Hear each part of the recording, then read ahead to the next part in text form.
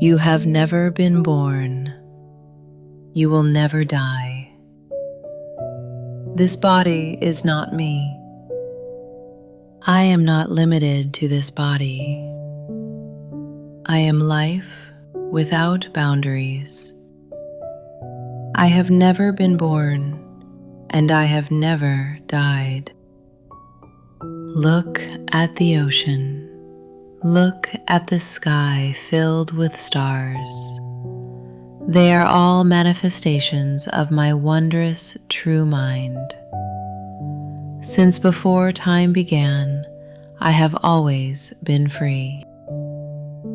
Birth and death are simply doors we pass through, sacred thresholds on our journey. Birth and death are a game of hide and seek. We meet today. We will meet again tomorrow. We will meet each other at every moment at the source. Thich Nhat Hanh is one of the most respected and beloved spiritual teachers in the world today. Born in Vietnam in 1926, he became a monk at the age of 16. In 1967, he was nominated for the Nobel Peace Prize.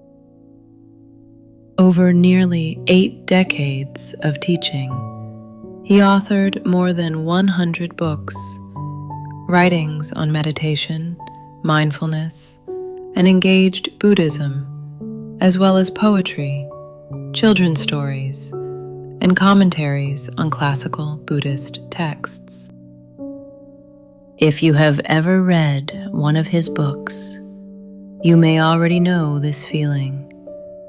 A quiet calm that settles over you as you read. A gentle slowing down. This book carries that same quality. Its title, The Mindfulness of Loss. Thich Nhat Hanh's Healing Lessons for Touching Grief. What follows are some of his words.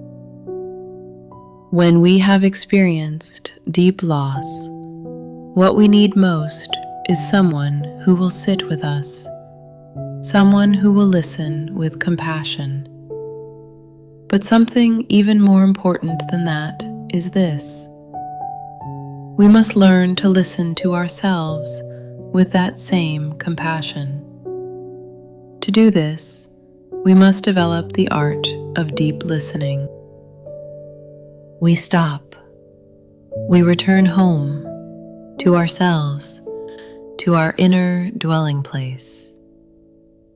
We look deeply so that we can recognize our pain and give it a name. And then we hold it gently, tenderly. To listen deeply to your own suffering is itself an act of self-compassion. Peace in every step. Peace is present in the world, in nature. It is also present within us, in our body, and in our mind. The simple act of walking can water the seeds of peace that already live inside us. Each mindful step connects us to that peace. The mind may wander, but in this beautiful current of life, I walk in peace. With every step, a flower blooms. With every step, a soft wind whispers. Impermanence. There are moments when life feels unbearable, when the weight of it seems too much to carry. But all things are impermanent. Our emotions, too, are impermanent. They come and they go. This simple insight has the power to change your life. It is the nature of all things. You are more than your emotions. You are a being made of 5 elements: form, feelings, perceptions, mental formations, and consciousness. You are every action of body, speech, and mind. You are the vows you have made. You are your capacity to love and to understand. You are deeply connected to all living beings. Your existence is boundless. Breathe deeply. Bring your attention to the rise and fall of your belly. When you do, your emotions will no longer overwhelm you or push you toward actions you may regret. Each time you sit with a strong emotion and let it pass, you build the quiet confidence to do it again. Seeds of the mind. Our mind is like the earth. Just as many kinds of seeds lie deep in the soil, many kinds of seeds rest in the depths of our consciousness. Some are wholesome, some are not. When a seed is watered, it sprouts. Whatever we tend to in our minds will grow and take form. Within our consciousness, there is both heaven and hell. We all carry the potential to become beings of happiness, compassion, and understanding.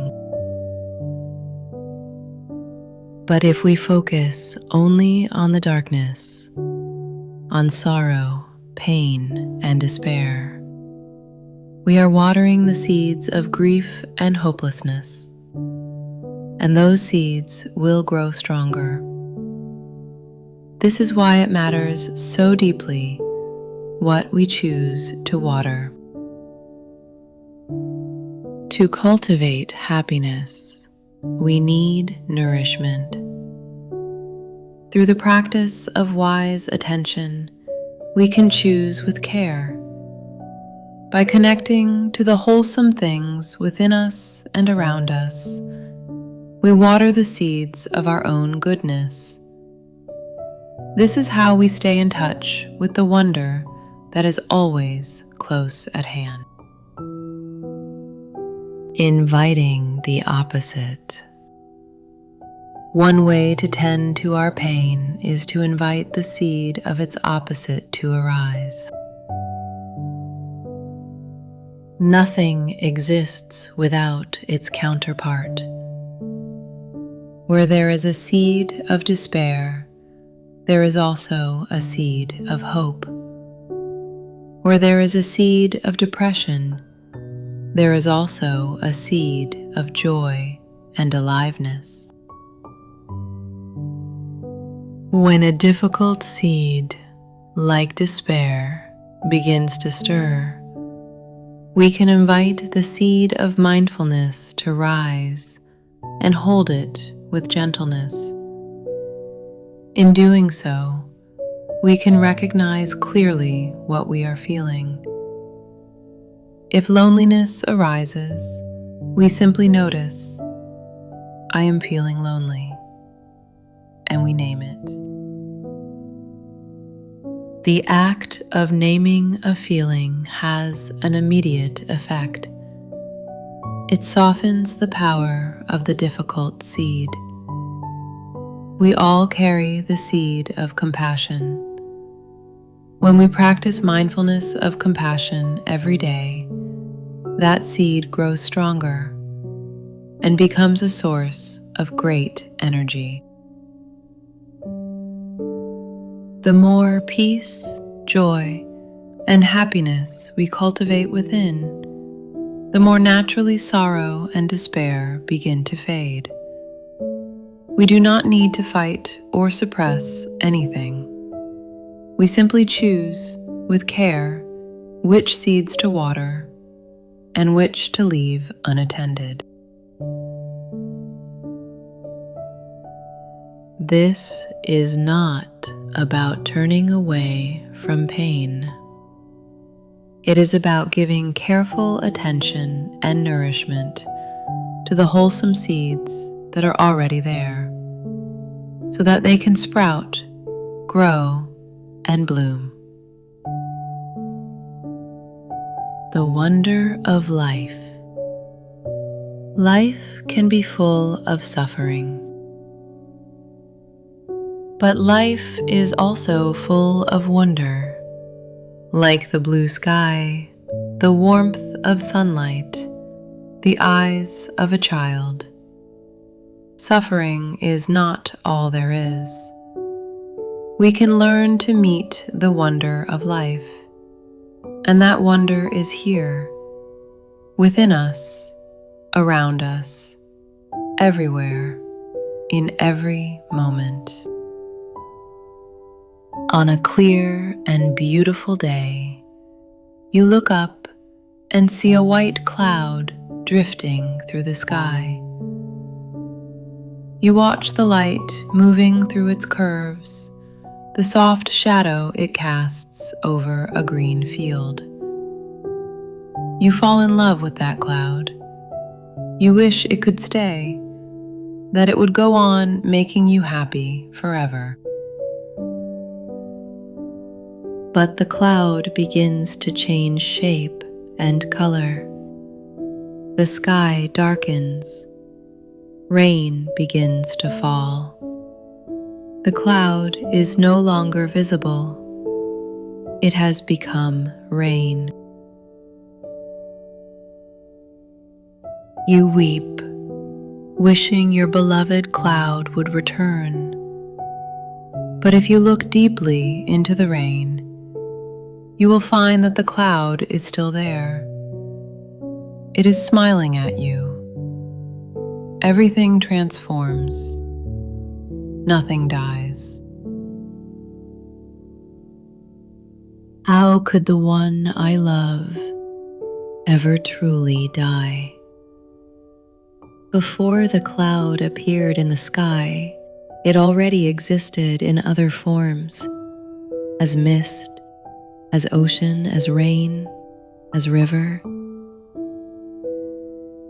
When you look deeply into the nature of a cloud, you realize it can never die. It cannot pass from being into non-being.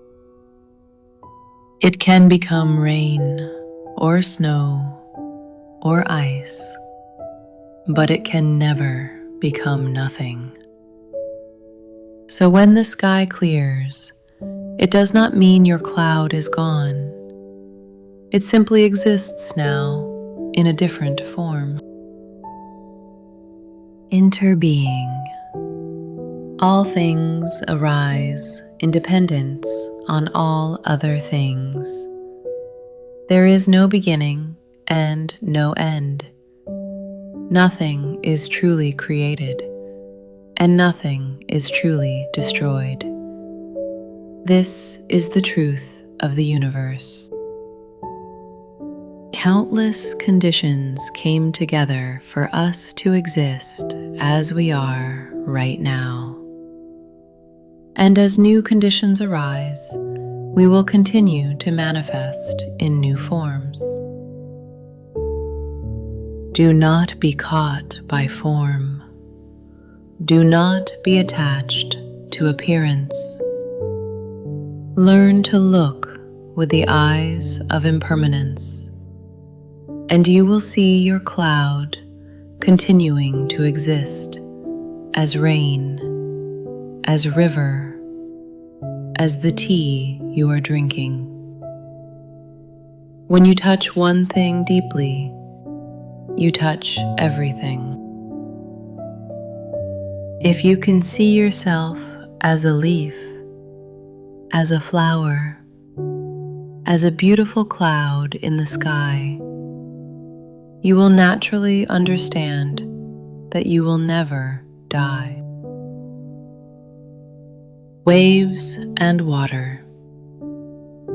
A wave has a beginning and an end, but water has neither. In the world of water there is no birth, no death, no being, no non-being, no beginning, no end. When we connect with water, with that deeper dimension, we become free from all these concepts. We have a habit of identifying with our bodies. The belief that I am this body runs deep within us. But the one we love is not only their body. They are so much more than that. We are the sum of our actions. This is what karma truly means. Our thoughts, our words, the actions of our body, these are our karma. We are the sum of these three, and they do not only carry us into the future. In every moment, right now, they touch others and shape the world. This is our true legacy. We must release the belief that this body is who we are. If we cannot let go of this belief, we will suffer greatly. We are life, and life is so much vaster than any body or mind. Your true nature. Most people believe we live on this earth for 70, 80, maybe 100 years, and then we disappear. But when we look deeply, we see this is a mistaken perception. Your lifespan is not limited to 80 or 100 years.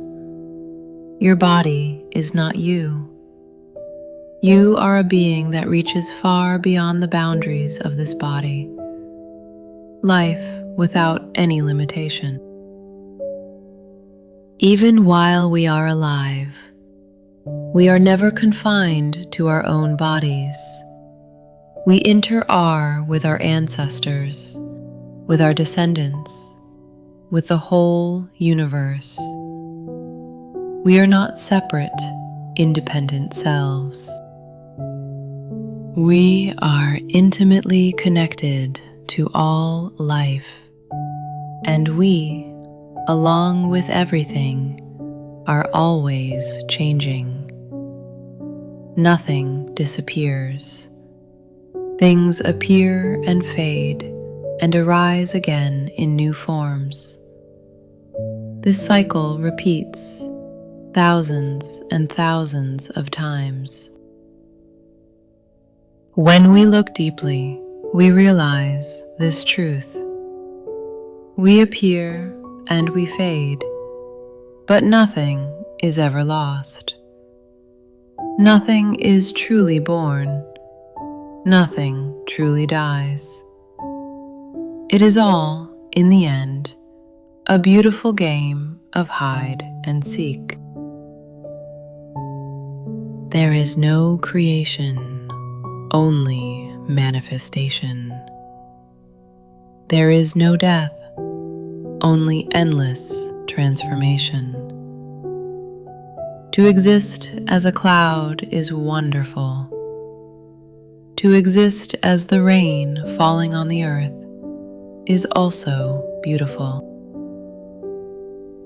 Nirvana. Nirvana is the state in which all concepts dissolve. Birth and death, being and non-being, coming and going. But this does not mean the end of life. Nirvana is the ultimate dimension of life, a state of coolness, peace, and profound joy. It is not something you can only reach after death. Right now, in this very moment, breathing mindfully, walking, drinking tea, you can touch nirvana. All things, all beings, already rest within it. In truth, since before time began, we have always been living in nirvana. If we can live each day with depth and presence, we can experience nirvana right here, right now. A wave can live the life of a wave, and at the same time live the life of water.